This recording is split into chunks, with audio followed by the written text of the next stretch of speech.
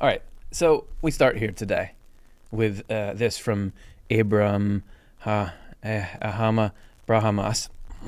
Off to a strong start. How are you so confident in describing the afterlife? That's probably the first thing Hitchens would have asked.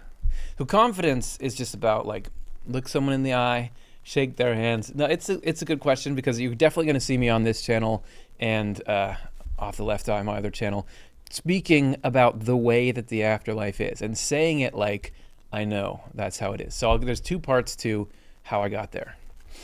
I think my confidence in the existence of an afterlife came through the ubiquity of spiritual experiences that I've heard about. I've had some things that were like a little borderline, but I've never had like I've seen the afterlife.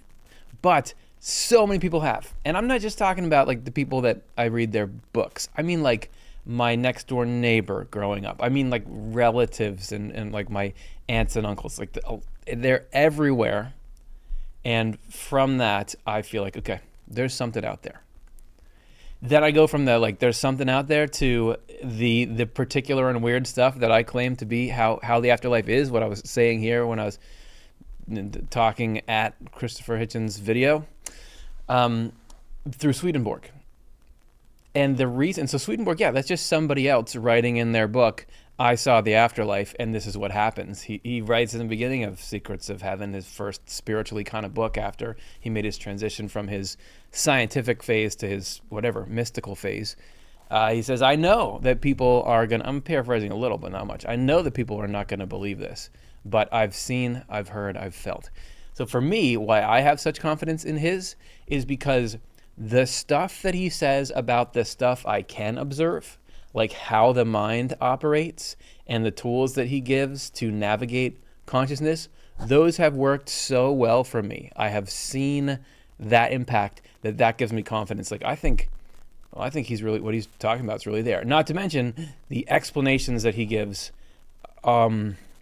they make sense of the other spiritual experiences. They explain facets of those experiences. So yes, I'm to an extent taking people's words for it, but over the course of my life, there's been so much building up of just like a little more cementing here through experiences that I get to the point where I'm confident.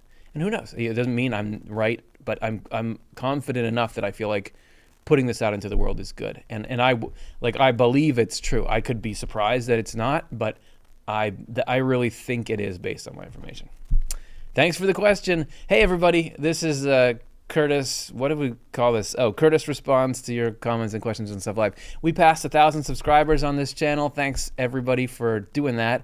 And so I wanted to and I haven't really been answering a ton of the comments because there's a bunch and we got them on both channels. So I wanted to give some time to give back, and also follow up if people got questions on reactions and they want to know some more of my thoughts. Thanks to people who are here in the chat. Hey Matt, hey Jenna, hey Now3, hey Karin, hey Strodaddy. I'll try to get to some of those too.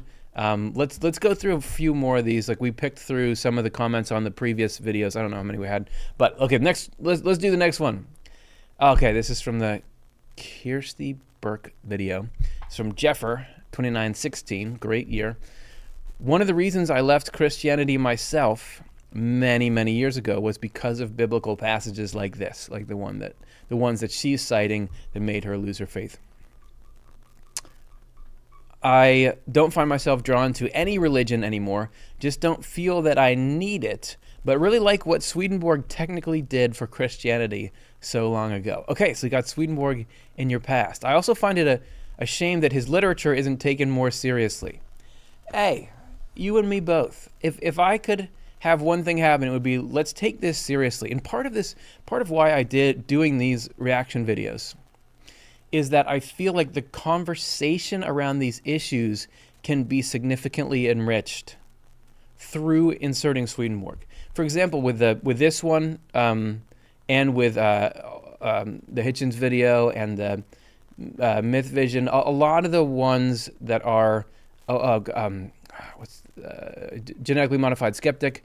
A lot of the ones that are about the conversation of does God exist or not, I think we can have a more sophisticated conversation about that given the God and the afterlife and everything else that Swedenborg describes.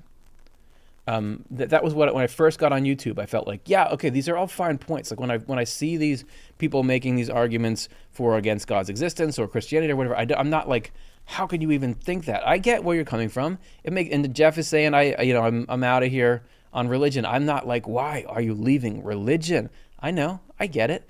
But I think the conversation can be a lot more sophisticated and a lot better if we were starting from Swedenborg. So I wish that Christianity took Swedenborg really seriously, and then we could have these debates at that level. Jeff says, I guess selling salvation is easier than selling love and truth. Yeah, that's so true. I mean, Swedenborg, the thing about Swedenborg is he's, like, one of his fundamental things is, I'm telling you this important stuff, you don't have to believe it to go to heaven. You kind of lose it's not a good business model. You can go to heaven, believing a great many things. I can easily understand why people are leaving Christianity, and yes, Curtis, you're right about the issues with Christian doctrine. Yeah, there's a million issues with it. I wonder if it's kind of in a resurgence, though.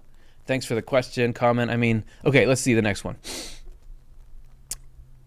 Okay, this is another one from Jeffer. This guy's arguments are pretty. Oh, this is on Myth Vision. This guy's arguments are pretty much what turned me away from religion in general. At the end of the day, if you get to the core of any belief system, there are really two ways they move in: toward the self or toward others. Now that's what Swedenborg called that God and the devil. Like the self, not like, oh, I love myself, but everything exists to serve me. That's hell. I exist to serve everyone else. That's heaven. And God operates by that, by the way. I think that a lot of Christian and other religious groups and people have painted this picture of God who has created. Actually, we just recorded a reaction to a video where there's people, Christians, saying God created us for His pleasure. That's why God is like, hey, I'm bored. I want a pet. I'm gonna make you. That's a selfish way to do things, and actually the opposite is. Swedenborg is adamant that the reason why anything's getting created, God is the intent of God is to give everything that He has to us. You've got some strong arguments, Curtis. Oh, you're just saying that. For me, that means it doesn't really matter what label you attach to yourself. It's about what you choose to do. And just to quote Swedenborg at you, in the afterlife, the life we're all going to now or something like that, nobody asks what your faith was like, but what your life was like, because the faith is just a way to direct the life. Okay, let's do the next one. And then after this, we'll hop into the chat, the live chat. Okay, this says, hey Curtis, I'm not going to try to, I don't want to spend 25 years trying to pronounce people's names. Okay, fine, I will. Sharaliva 5908, hey Curtis, I always love your videos. Thank you, appreciate it. That's why we make them. You have just the right amount of humor and empathy and understanding. Hey, I'm glad we picked this one. Just a suggestion, and you may already have done this, and I don't know where to find it, but I'd love to hear your testimony one day on how you found Swedenborg's truth and how you were set free from depression. And I'm sure we made a lot of videos about that on Off the Left Eye. I would say the short version is I'd always known of Swedenborg. My mom and dad were readers of Swedenborg. When I started to first get a lot of mental challenge in my life, I was around 18 or 19. That's when I really started to take it really seriously. I wouldn't say I'm set free from depression, but the most, like, it's you still, there's all kinds of difficulties in life, and I do have just like a relatively labor-intensive mental constitution. Like, I've got to work at it to make sure that I don't get wrapped up in stuff, but the stuff that works the best for that is Swedenborg. Yeah, and I could do a longer video about that sometime. Maybe I'll do it on this channel. All right, thank you. All right, let's see what's going on in this chat here. All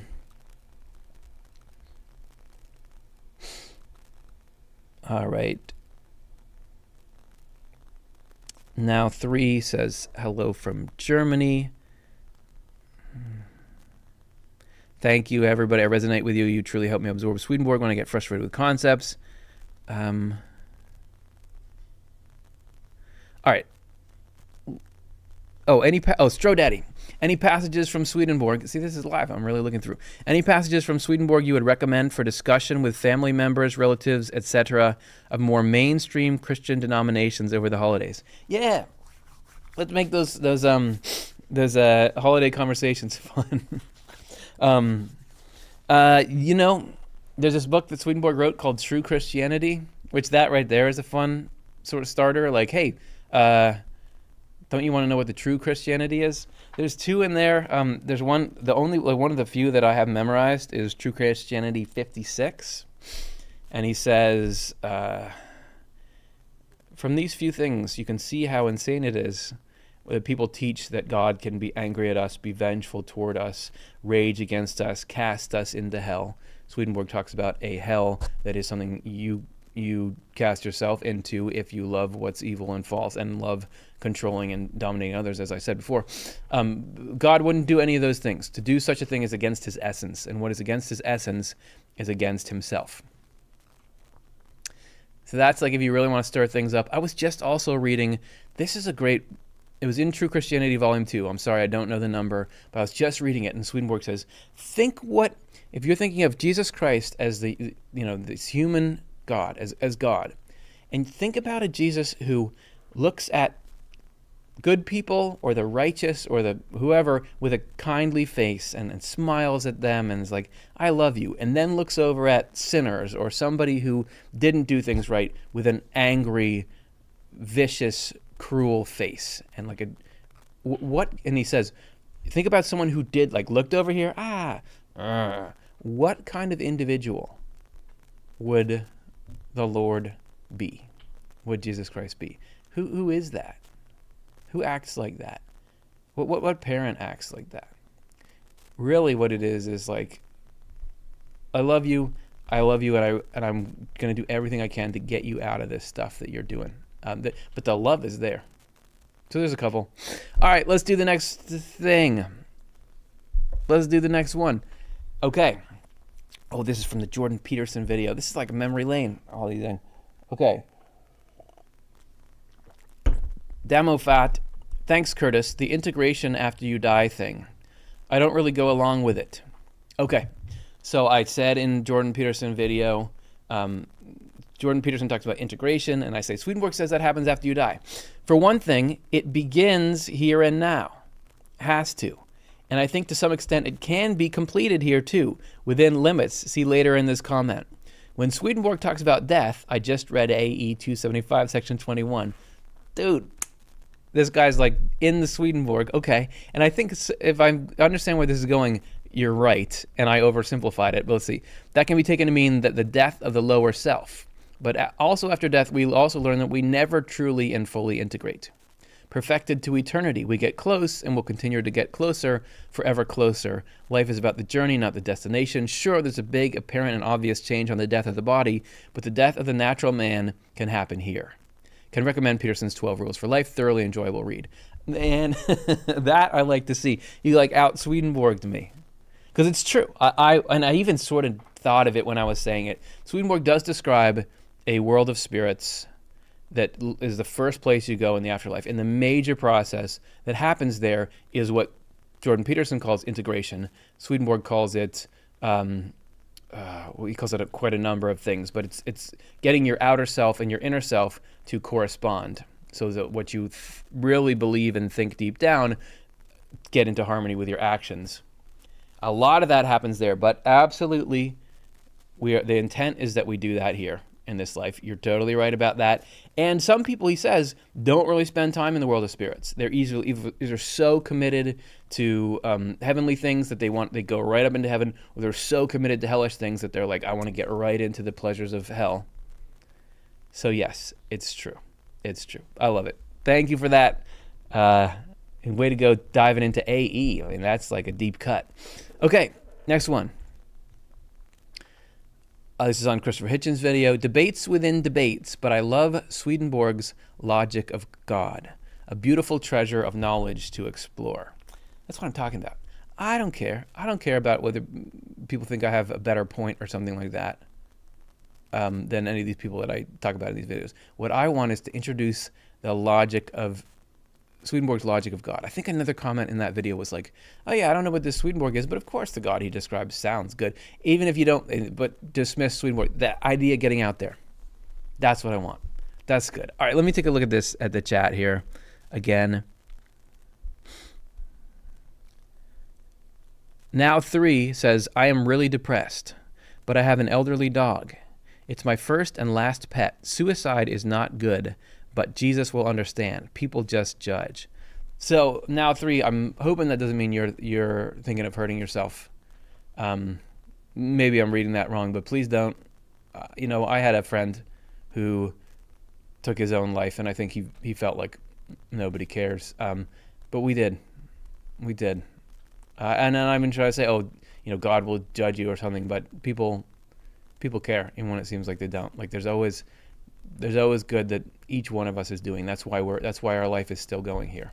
And Swedenborg laid out that you don't even realize the usefulness that you have in this life. You're not only useful to the people in this world, you're useful to the angels in heaven. Like they need us here doing. So there's always a reason to be here. God will take us out when it's the right time. So hopefully I'm reading that wrong, but if not, let me know what I can do to let you know that you're important. Okay, let's go back to the next. Let's see. Okay, cool. Oh, hi, Finder from Chicago. Let's go to the next one. The old read and process at the same time.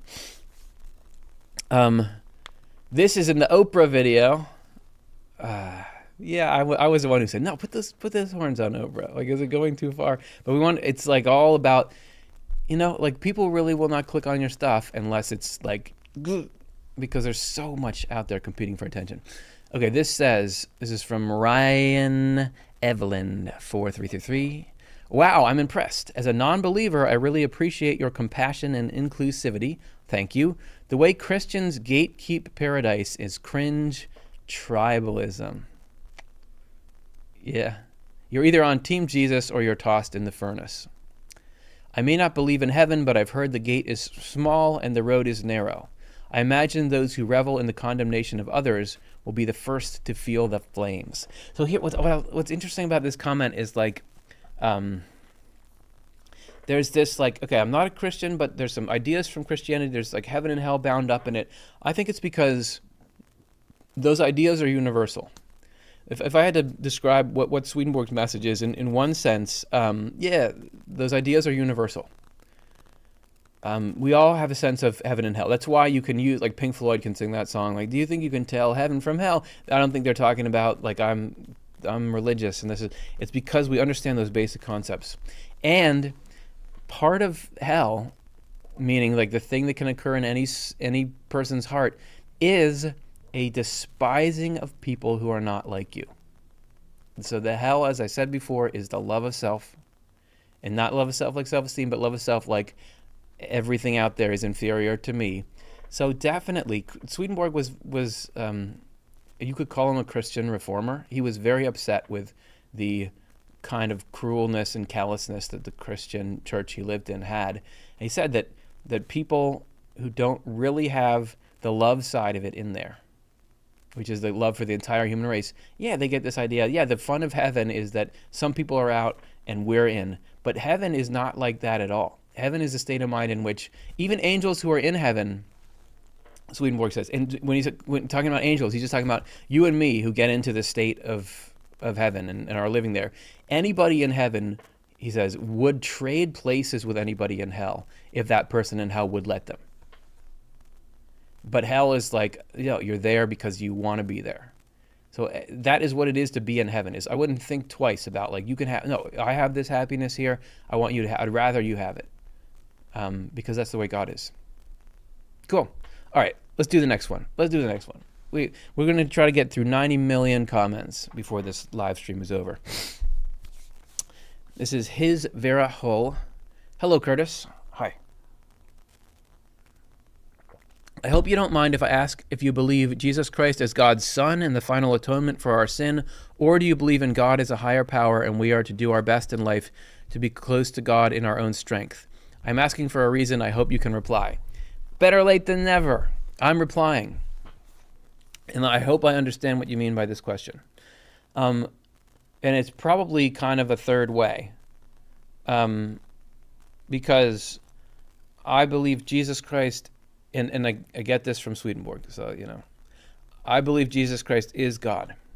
And that the Son of God does not mean a son like there's all of us who are sort of God's children, but there's a Jesus who's a different category. Jesus is God himself come into human form, and within which is the unknowable divine. It's the way that the part of God we can know, that's human, and that's Jesus Christ.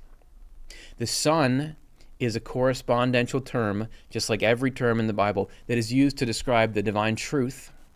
There's a divine love, which is the unknowable, like full essence of God. Then there's a divine truth, which is Jesus. That's why in the beginning of John it says, God was the Word, and the Word was with God, and was with God, and through everything,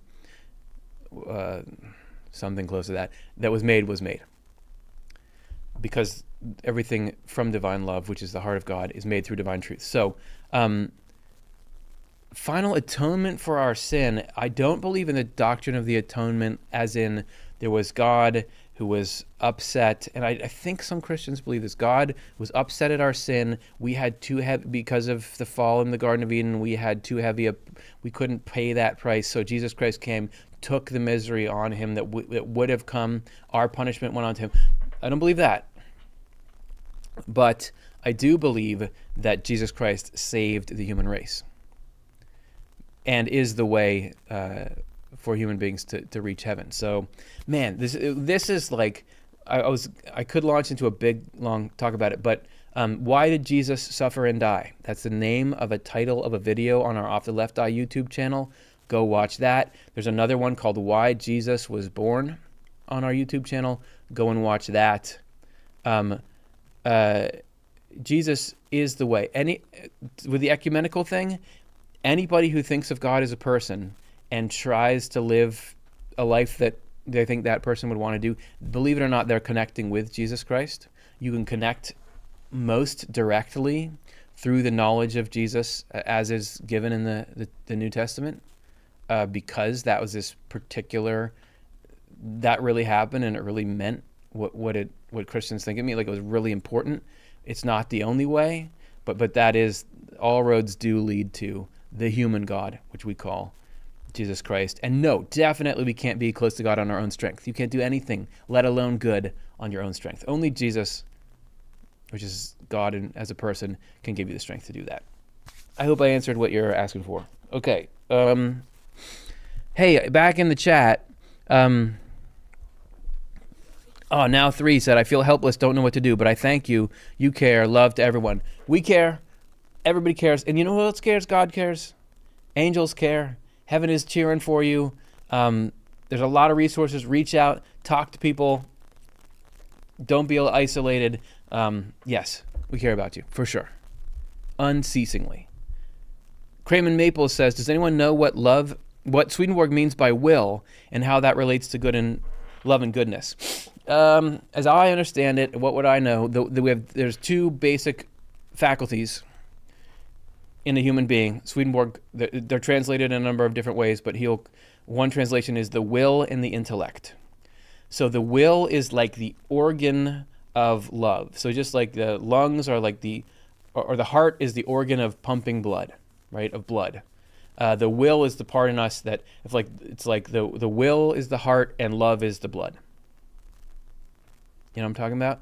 So the will is the part of us that holds and interacts with or receives our love, and then goodness is I think it's really actually, these very basic Swedenborg things are really hard to get your head around, because even like real smart people who know Swedenborg, I ask them and they I think it's goodness is the actions done from good love. Okay, let's go. Jenna Roberts Wilson says, yes, I second that. I wonder what Swedenborg would say about NDEs. I think he would say, hey, that's how it's supposed to be. Those people had their spiritual eyes opened. Any one of us can do it. Swedenborg didn't have some mechanism happen in him that can't happen. Actually, back in the day, according to Swedenborg, that happened all the time. It happened, more than it does now. Spirit of Spiritov69 says, everyone is welcome to Stockholm New Church. I might not be able to fit you all in. There's a Swedenborg church in Stockholm. I want to come there. Can I come there sometime? That would be great. Okay, next one. Next question. Okay, this is back to Christopher Hitchens. This is from Andrew Michael M. It's so hard to read that stuff for me when it's all one word like that. 5098. Was a Christian long ago. This man changed that. You failed to change me back. No. Fair enough. Happy a non-believer. Don't need a God or wanted one. Don't blame others for wanting one, but don't force any on me. Christopher still convinces me more than you could ever hope to. Yep, fair enough. Everybody has got to be in freedom. Even if like somehow I could, because I believe that believing in God is really good for you, meaning like it really helps you with life.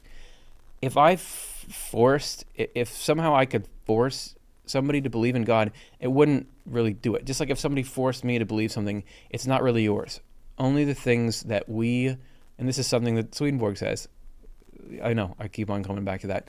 Only things that become part of our will because we love them and we genuinely, when we explore our own mind, think them to be true.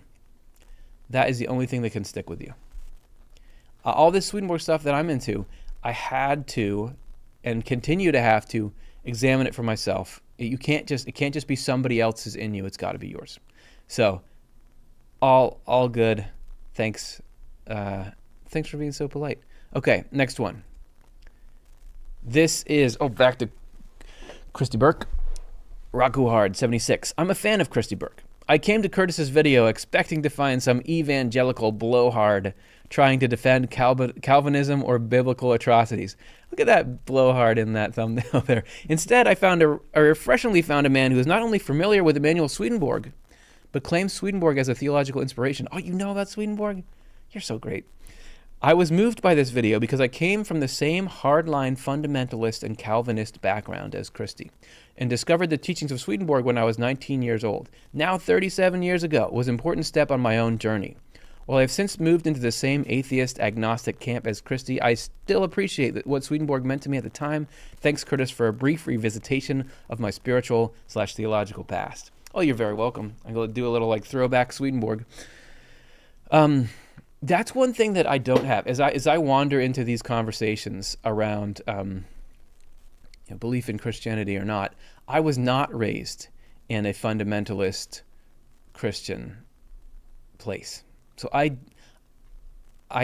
can't really know fully the depths of what that can do to you. And I get a lot of people who are the most strident atheists have that in their background. So I'm like, yeah, I get it. I get that I don't, you have an experience I don't have. So I always try to approach it with, I'm not going to be offended that you think don't talk to me about God, don't talk to me about Christianity, because you might have something in your past. Bad religion can be more harmful than lack of religion, or that's how it seems to me.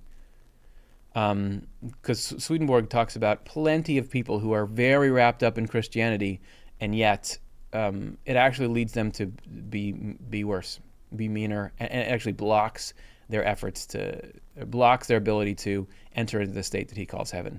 So I hope that people who have been burned by religion can find some way that seems good to them to at least stay open to the idea of God. I think being adamant that there is none and try to shut that out, I don't know if I think that doesn't help the human race, but I get it. I get what you're saying. And that's a great comment. Thank you. Okay, let's see what the next one is. Where science and God intersect, the Christian reacts to Andrew Huberman's faith in God. Got it. MX says, editors are keeping the vids super entertaining while Curtis brings the depth. Well, thanks for that. Editors, thank you. Adams does a great job. Stuart, Jesse, on that. It's so cool to have a team on this. Otherwise, there's no way. I would be so burnout and slow, and this just lets us do what we do. Hey, I love this channel. I pray all the time. Many of my prayers have been answered. Give credit where credit is due. Thank you, God. And that's the religion thing. since we're talking about like belief or non-belief, there's like these clashes of ideas online, and there you think about like governments and policies and societies. Most of religion happens in there. What SHNE 388 is saying, like I pray all the time, and my prayers are getting answered. And like Huberman was saying, he's praying for stuff inside of himself. So most of it is that like little subtle goodness of people who are trying to get through life, and they're comforted by it. So I love that. Okay, let's go back to the chat. The Dream Detective question: what do you appreciate most about Swedenborg's teaching?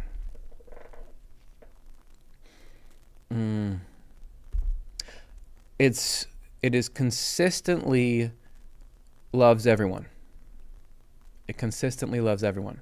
There's not, like, as you peel back the layers, there's not like, oh, actually it's about we're in the in group and that makes us better than them. And it points toward a totally equal existence. Like when nobody is superior to anyone else, where everyone can just revel in the greatness of life, and then, oh my gosh, there's so many things I like about it. That's one of them, though. That's one of them, is that the picture of reality it paints is so much better. It's like what you thought life was like back when you were a little kid, that everything is good and there's not big things to worry about, and fundamentally the way life works is good. Okay, that's great. Michael C. says, I attempted to take my life 5 years ago. I felt that I didn't matter. What helped me was getting medication, going to therapy, and learning to think differently about pain. Thanks for sharing that. Yeah, man, I'm so glad that you're still here. And yes, use all the tools. Use all the tools. Use all the tools. Okay, let's do the next. What's the next one of these things? Let's go. Okay, this is from the same video, or no, this is back to Curtis. This is the Holy Spirit of Life and Truth. Do you have a video with more information about the Correspondences? Yes, yes, yes. So my other channel is called Off the Left Eye. I'm sure there's links to it around here somewhere in the description, or like on this channel or something. We have so many videos about Correspondences there. A basic one about the phenomena of correspondences. There's a video we did called How Earth Reveals God's Love. We were actually looking at mountains in Vancouver, and it was pretty fun to be there and do that. If you're looking at correspondences in the Bible, we have a whole series on Revelation, the book of Revelation, and the correspondences in there. You can just search Swedenborg Revelation or something like that. You should see our thing. We have a playlist on that channel about correspondences and biblical correspondences. We have an episode called What the Bible Is, which goes through the basics of that. So we have a lot of the channel is about correspondences. Yes, please check it out. It's the coolest thing in the world. It's the coolest thing in the world because it suddenly it rescues the Bible. It goes from this thing that like in this video, she's like, what is this? I can read these 5 things here. You can't defend those. And it being this, oh, sorry, microphone, this awkward book that's got some, to like, oh, this is actually divine wisdom. I get how this works now. And not only that, you can see it in the way the world works around you. The correspondence of light is the best thing. It's complicated. It doesn't sell that easily or well. Sorry, Chris, a coworker of mine is calling me in the middle of this. It takes some time to get to the point where you're like, wow, but it's really like, okay, next one. This is what does it mean to be a Christian? My Myth Vision response. Chris Ramsdell XH6PD. Oddly enough, I love both Myth Vision and Off the Left Eye. I have long been subscribed to both YouTube channels. Yeah, that's right. A lot of the sort of atheist YouTube channels, I enjoyed them and they definitely like helped me know how to think clearly about things and understand people's concerns with religious doctrine and stuff. So I feel like you can come to Myth Vision, and I don't know extensively what his channel's about, but you can come there for a lot of stuff that's useful to a human mind. You come to Off the Left Eye for stuff that I believe is useful to human mind. Go ahead, man. It should be that. Yeah, I'm into both. Okay, let's do the next one. Okay, this is back to Christopher Hitchens. Christopher claimed that belief in God is totalitarian, and your counter-argument is that it's totalitarian either way because belief in God or not, we are going to die. I think you're confusing totalitarianism with inevitability. Okay, if I remember right, what I was trying to say there is that in the debate or whatever that clip was that he was arguing in, he was saying that the problem with wanting religion to be true is that you are wanting a totalitarian existence where God can convict you of thought crimes and you can't even die to get out of it. He says, at least in North Korea, you can die and get out of there. But you, religious people, you want religion to be true. That's terrible because you want this totalitarian dictator God to have rule over you forever. What I was trying to do is compare that to people who, it seems like, want materialism to be true. They want materialism to be true. I don't want there to be any God. I just want it to be that there are these unchanging, unalterable laws of physics that make it so that even doesn't matter how much you love people, when they die, they're dead. That's it. You're a machine. You don't mean anything. Like there's no such thing as intrinsic meaning. There is no afterlife, and you can't reason with it. You can't plead with it. There's nothing you can do to change it. To me, it's a different kind of totalitarianism. To wanting that to be true is, I feel like, equivalent to wanting the totalitarianism. I think that where you could disagree, Hitchens might, in his that argument might disagree, is that the traditional Christian thing talks about like an eternal afterlife of suffering. That's way worse than the cold, uncaring, materialistic universe. And yeah, I would give you. And I listen. I don't believe in God, that God heart hurts anybody.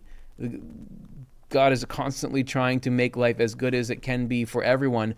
We can make it so that we make our life about miserable stuff that will lead us to a certain amount of misery. But God is not like, I'm going to now torture you. It's like, I'm going to give you the happiest life you can have with that. That's what I was trying to say with that. But yeah, that's what I'm talking about. Thanks for the comment. Next one. This is back to Myth Vision. Harry Callahan says, good video, Curtis. I don't want to sound unkind here, but from what I've read in Swedenborg's writings is that people who once believed in God and the Bible and then reject them, it's not good at all. This guy and Christy Burke, who have then also become critical of Christianity. Swedenborg generally has a negative view of this, but also from what I've read of Swedenborg, if they lead good moral lives and are kind to their neighbors, then I think they will still be okay in the afterlife. Yeah, so I think probably what you're referring to is Swedenborg talks about this thing called profanation, and he describes it as when you mingle goodness and evil in yourself, and truth and falsity in yourself. So like you had religion and you believed in it and you lived by it, and then you got out of it and then go against it. And that's really bad. That's really damaging to you. One of the most damaging things to your spirit. I don't know, like where I would soften that on the edge is that I think what he's talking about with profanation is not a historical faith. There's a thing he calls historical faith, which is the faith that you were raised in, that, as I was saying before, other people gave to you. Other people kind of told you should believe, and you grabbed onto before you could really, with your own rationality and conscience, decide whether it was good and true. So this is the thing. Even people, like, even if you have the true ideas in childhood, you still have to make it your own. So people throwing that off is something that has to happen anyway. And it's not necessarily having religion versus against. It's really about good and evil. So if you, the most damaging thing is if you at a point in your life really live and believe and understand, and even understand to be divine things like you shall not murder, you shall not steal, you shall not commit adultery, and you believe those and you live by them and you hold them as sacred, and then later in your life you actually harming people, I don't care about it, or I'm going to do it because I enjoy it. That's the really bad thing. That really is really toxic to a human spirit. But I think you're right that leading good moral lives, being kind to your neighbor, is the essence of it, and we can never know anybody's individual spirit. And life is long, whatever religion you come to. So I see what you're saying. I would think that the kind of religion people are ditching when they're in a fundamentalist beginning and then kind of break out of that relatively young in life, that's probably not the profanation that Swedenborg's talking about. My humble opinion. Cool. Thanks for the question, though. Okay, that's all that. Man, that's all that. We did it. We got all the way through it. We're only 10 minutes longer than we thought this would go, but now I want to look at this because you guys took the time to take a look at this live stream. So let me look at these comments, see if I missed any. I resonate with you. Did Swedenborg ever speak specifically of ascended masters? I don't know exactly what ascended masters are. He talked about celestial angels, which these are people who they're people who once lived on the earth like you and I, but their minds have gotten completely opened, have gotten so deeply open to God that they exist in what he calls the third level of heaven. I think there was a comment earlier that I responded to where it talked about how we're always still improving in the afterlife. It's like an asymptote. You never get. Is that what that is? You never. Stuart's like, yes, you know what you're talking about. You never get all the way to perfect. Doesn't matter how long you're doing it. There's always like what you know and are is like nothing compared to what you don't. But that might be. I mean, he doesn't talk about ascended masters like there's people who are categorically different than other people or who have finally like reached some. Well, the mega level would be the third heaven.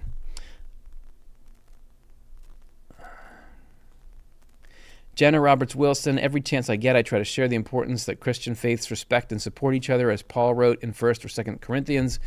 Swedenborg says that if charity were first, meaning if love was if we understood that, that isn't that Christian, when they'll know we are Christians by our love, yes, they'll know we are Christians by our love, bum, bum, bum, bum. If that was true, then Christian traditions would get along. There can be all kinds of different belief systems. Actually, every individual is going to have a slightly different belief system, but Swedenborg says you still would make one church out of that because it's the love that unites. So I'm with you on that. All right.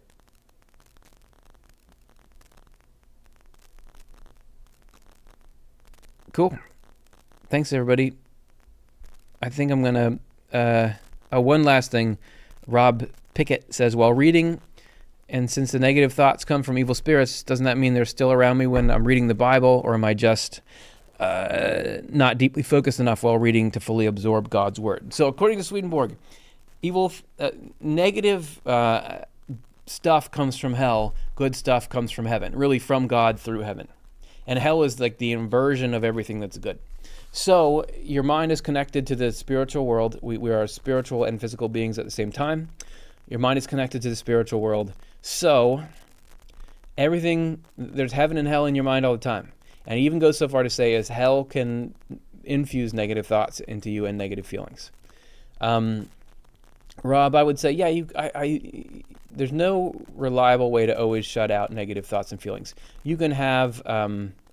you can be reading the Bible, you can be sitting in like a sacred, right by the altar in a church, and yet they're still there.